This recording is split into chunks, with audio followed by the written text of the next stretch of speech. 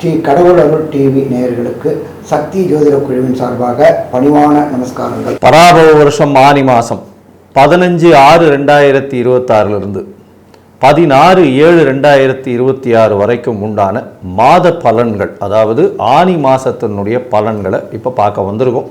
32 நாட்கள் இப்போது சக்தி ஜோதிட குழு சார்பில் அடியேனாகிய அஸ்ட்ரோ KS ஐயங்கார் மற்றும் ஐயா ஹரிஹர சர்மா 2 பேரும் இப்போது இந்த வருஷத்தினுடைய மாதமான ஆனி மாதத்தினுடைய பராபவ வருஷம் ஆனி மாதத்தினுடைய பலனை பார்க்க போகிறோம்.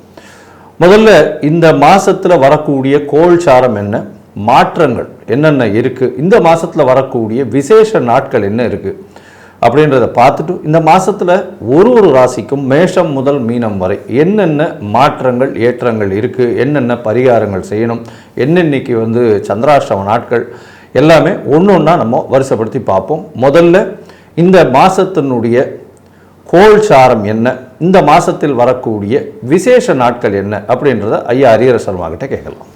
ஐயா நல்லா சொன்னீங்க.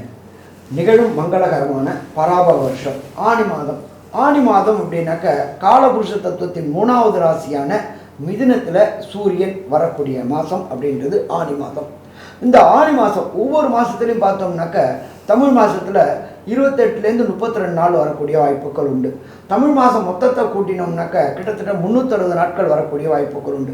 இதில் அதிகமான நாட்கள் கொண்டது அப்படின்றது ஆனி மாதம். ஆனி மாதத்தில் இருக்கிறது 32 நாள் கொண்ட ஒரு மிகப்பெரிய மாதம் அப்படின்னு சொல்லலாமா, மிகப்பெரிய மாதம்னு சொல்லலாம்.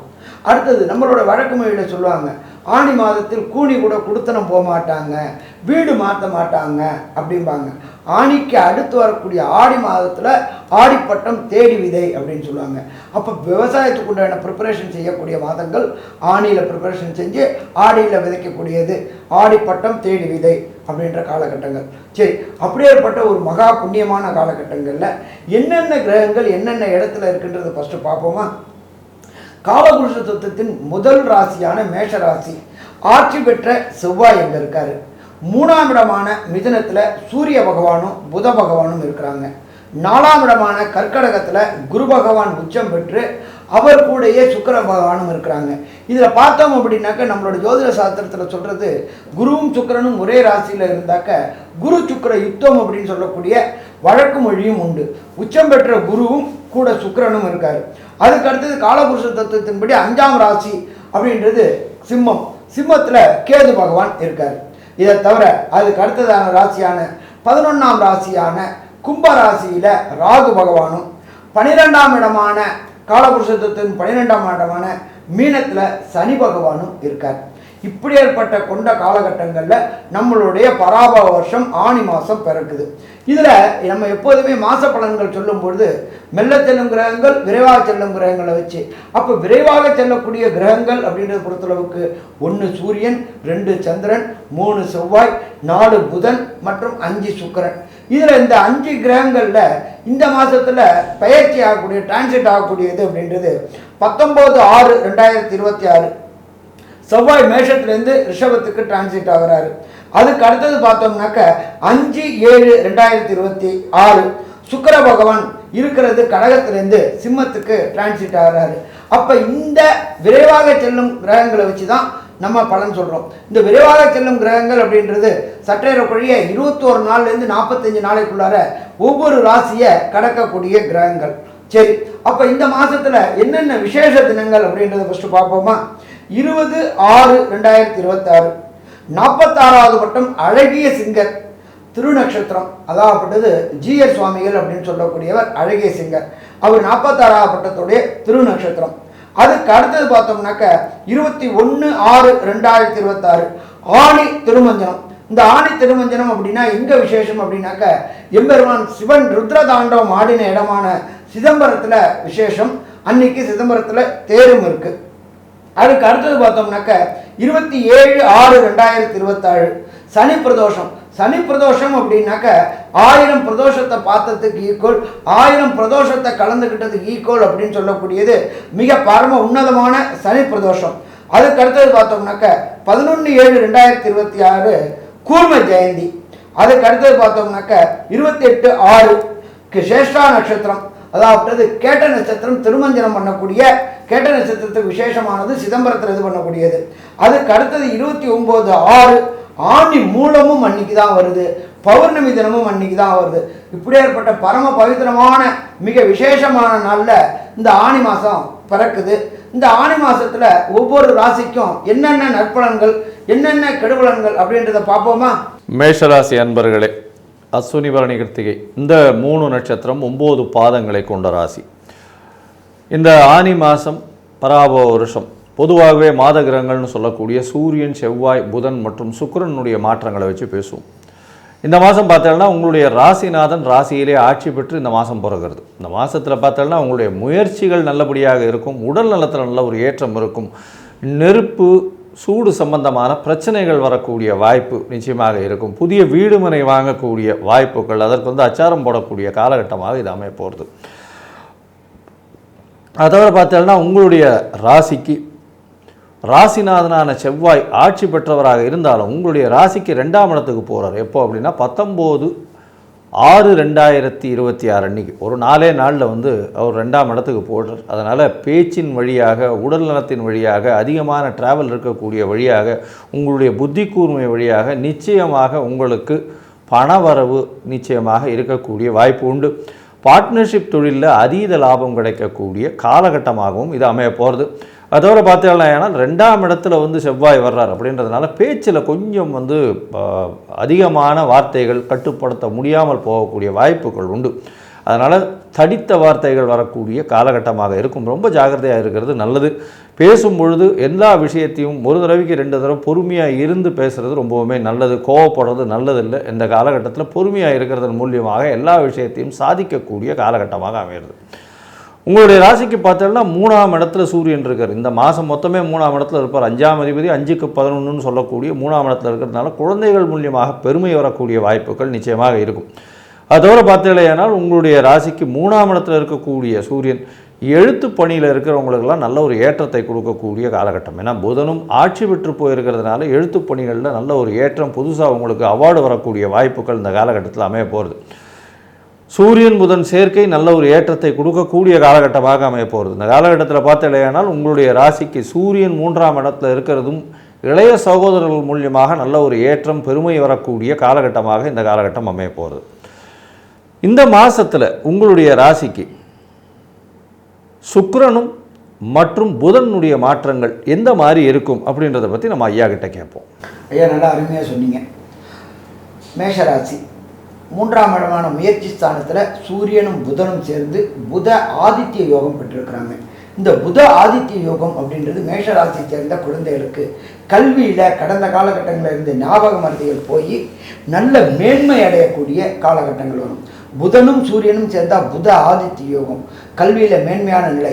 ஹையர் எஜுகேஷன் படிக்கக்கூடியவங்க, காம்படிட்டிவ் எக்ஸாம் எழுதக்கூடியவங்களுக்கு இந்த காலகட்டங்களில் விரும்பிய பல்கலைக்கழகங்களில் விரும்பிய கோர்ஸ் கிடைக்கக்கூடிய வாய்ப்புகள் உண்டு.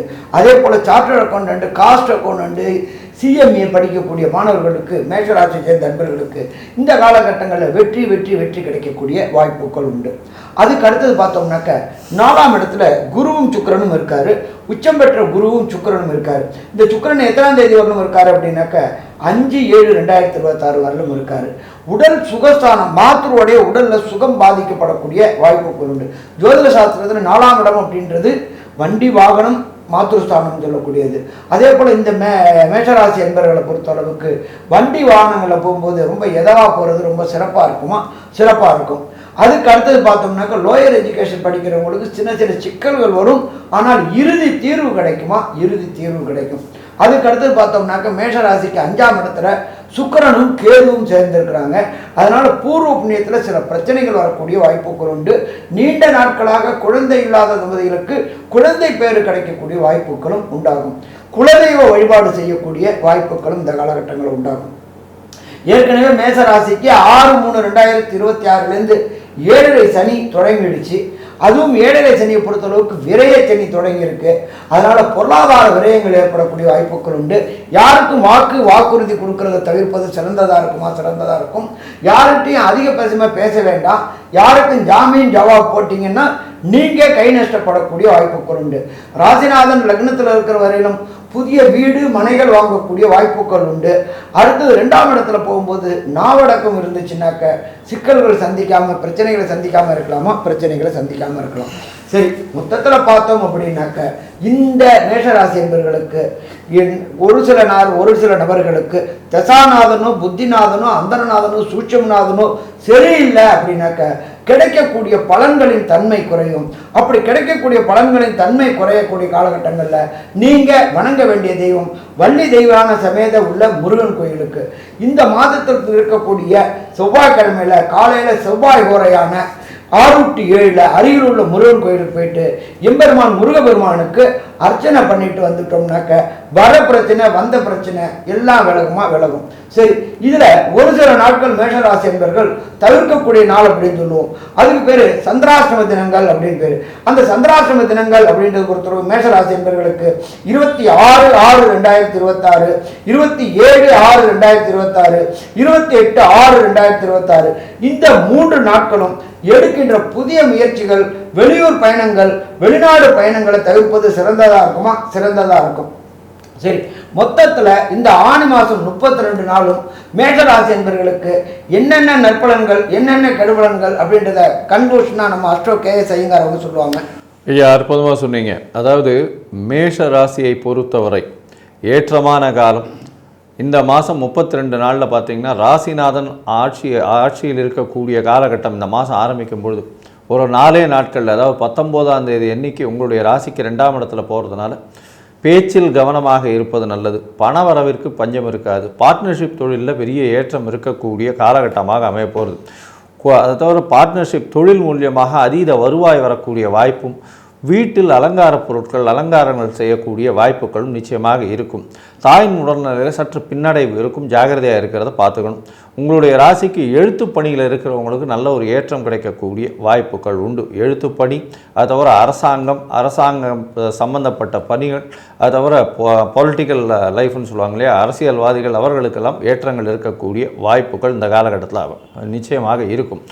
முயற்சிகள் எல்லாமே வெற்றி பெறும். எல்லா முயற்சிகளிலும் வெற்றி இருக்கக்கூடிய வாய்ப்பு. இளைய சகோதரர்கள் மூலியமாக நல்ல ஒரு ஏற்றம் கிடைக்கக்கூடிய காலகட்டமாக அமைய போகிறது. 7 சனி வேறு ஆரம்பித்தாச்சு. தேவையில்லாத செலவுகள் கொஞ்சம் அதிகமாக இருக்கும். செலவுகளை கட்டுப்படுத்தவும் முடியாது. அதீதமான செலவுகள் இருக்கும். இம்போர்ட் எக்ஸ்போர்ட் பிஸ்னஸ் பண்ணுறவங்களுக்குலாம் சிறு தொல்லைகள் இருக்கக்கூடிய வாய்ப்புகள் நிச்சயமாக உண்டு. புதிய வீடு மனை கட்டக்கூடிய வாய்ப்புகள் இந்த காலகட்டத்தில் இருக்கும். குழந்தைகள் மூலியமாக பெருமை வரக்கூடிய வாய்ப்புகள் நிச்சயமாக இருக்கும். படிக்கக்கூடிய மாணவர்களுக்கு ஏற்றம் இருக்கும். அது தவிர வெளிநாடு போய் படிக்கணும்னு நினைக்கிறவங்களுக்கு சற்று பின்னடைவு இருக்கும். அது தவிர வேலை நிமித்தமாக வெளிநாடு போகணும் அப்படின்ற ஒரு முயற்சி பார்த்துட்டு இருக்கவங்களுக்கு நல்ல ஒரு ஏற்றம் இருக்கக்கூடிய வாய்ப்பும், வெளிநாடு போகக்கூடிய வாய்ப்பும் இந்த காலகட்டத்தில் அமைகிறது.